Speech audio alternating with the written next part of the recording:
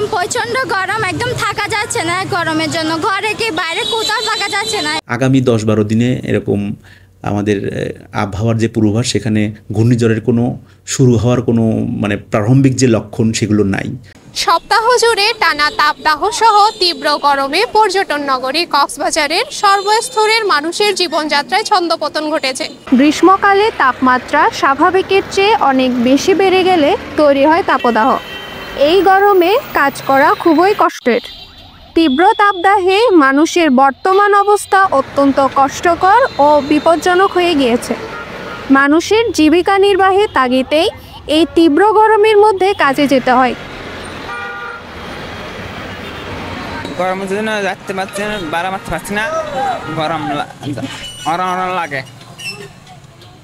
আর যাত্রী ডাকিলে যাবো না।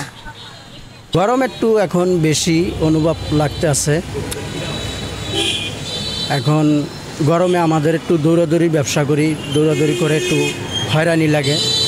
অনেক এলাকায় বিদ্যুৎ বিভ্রাট হচ্ছে। তীব্র গরমের মধ্যে লোডশেডিং বেশি হওয়ার কারণে শিক্ষার্থীদের পড়াশোনার ক্ষেত্রেও সমস্যা হচ্ছে। বিগত 3-4 দিন ধরে তো কক্সবাজারে খুব গরম পড়ছে, প্রায় 34 ডিগ্রির মতো। তো এরকম মধ্যে আমাদের প্রায় 3-4টা পরীক্ষা দিতে হয়েছে, যার কারণে আমাদের প্রায় সকল শিক্ষার্থীর গরমের মধ্যে আসা যাওয়া এবং নানা সমস্যা হয়েছে।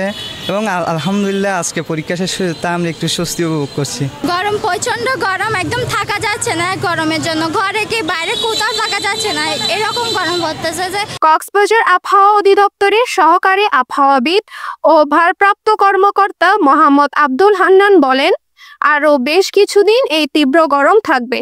বৃষ্টি বা ঘূর্ণিঝড়ের কোনো সম্ভাবনা নেই বলে জানিয়েছেন তিনি। তাপমাত্রার বৃদ্ধির নির্দিষ্ট কারণ, এখন তো গ্রীষ্মকালে এরকম তাপমাত্রা বেশি থাকবে, এটা খুবই স্বাভাবিক। তবে এখন যেটা হচ্ছে যে আমাদের টানা 3-4 দিন আমরা একটানা তাপমাত্রা পেয়েছি 36.8, 36.5, 36.3 এবং গতকালকে 36.0। তো এইটা একটানা 4-5 দিন আছে। এটা অতীতে অনেকবারই হয়েছে, এইবারই নতুন তা না।